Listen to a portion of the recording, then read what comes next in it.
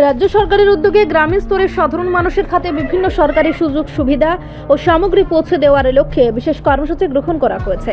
সেই পরিকল্পনার অংশ হিসেবে আজ মোহনবো কার্ডি ব্লকের অন্তর্গত কলমক্ষেত গ্রাম পঞ্চায়েতের উদ্যোগে সজল চৌমুহনীতে এক সামগ্রী বিতরণ অনুষ্ঠান অনুষ্ঠিত হয়। অনুষ্ঠানে উপস্থিত ছিলেন প্রাক্তন কেন্দ্রীয় মন্ত্রী প্রতিমা ভৌমিক, ধনপুর বিধানসভার বিধায়ক বিন্দু দেবনাথ, কলমক্ষেত পঞ্চায়েতের প্রধান ইমান হোসেন, মোহনবো কার্ডি ব্লকের chairman Srinivas Bhowmik, vice chairman Jitendra Das, VCC chairman বাসুল্য নোয়াতিয়া প্রমুখ। অনুষ্ঠানে যুবকদের হাতে বিভিন্ন খেলার সামগ্রী, বন্যাক্রান্ত পরিবারের হাতে আর্থিক সহায়তার চেক, ডাস্টবিন, সিনটেক্স ট্যাঙ্ক সহ অন্যান্য প্রয়োজনীয় সামগ্রী তুলে দেওয়া হয়। বক্তব্য রাখতে গিয়ে প্রতিমা ভৌমিক বলেন, এই সমস্ত সামগ্রী আমরা মানুষের কল্যাণে প্রদান করছি। আপনারা এগুলি প্রচার করবেন ও পঞ্চায়েতের উন্নয়নমূলক কর্মকাণ্ডে সহযোগিতা করবেন।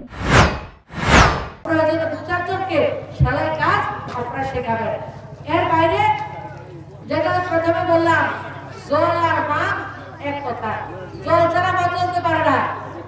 আজকে 200 জনকে 250 লিটারের সিনটেক্স মানে জল রাখার ড্রাম দেওয়ার ব্যবস্থা হচ্ছে। এত বেশি সুবিধা একটা পঞ্চায়েতে আজকে প্রায় 500 পরিবারকে, যারা যত পরিবার রয়েছে সবাইকে আমরা আজকে বেনিফিট দেব। এবং সর্বশেষে খেলাধুলা, শরীর চর্চা আমাদের সবাই দরকার রয়েছে। এবং এই সময়ে ভলিবলের একটা সিজন, 30টা সেট ভলিবলের সেট দেওয়া হবে এবং ক্রিকেটের সেট দেওয়া হবে। যারা ফুটবল খেলে তাদের জন্য জার্সি, ক্রিকেটকে যারা খেলছেন তাদের জন্য জার্সি, সমস্ত কিছুর ব্যবস্থা যতটুকু সম্ভব আমরা করছি। কিন্তু এই যে কাজগুলি আমরা করছি সেগুলি যাতে মানুষের কাছে পৌঁছায়, আমরা যে কাজ করছি, আমার সরকার আমরা যে কাজ করছি সেই কাজগুলি মানুষ যাতে জানে, সেই দায়িত্ব আপনাদেরকে সবাই নিতে হবে। এবং আগামী দিন আরো বেশি যাতে আমরা কাজ করতে পারি সেই লক্ষ্যে আমাদের পঞ্চায়েতের প্রধান, পঞ্চায়েতের উপপ্রধান, পঞ্চায়েতের যে মেম্বাররা রয়েছে, পঞ্চায়েত সমিতি যারা রয়েছে সবাইকে আপনারা উৎসাহিত করবেন। আমার পঞ্চায়েতের যে সচিব রয়েছে, আরপিএফ রয়েছে, তাদেরকে আপনারা উৎসাহিত করবেন।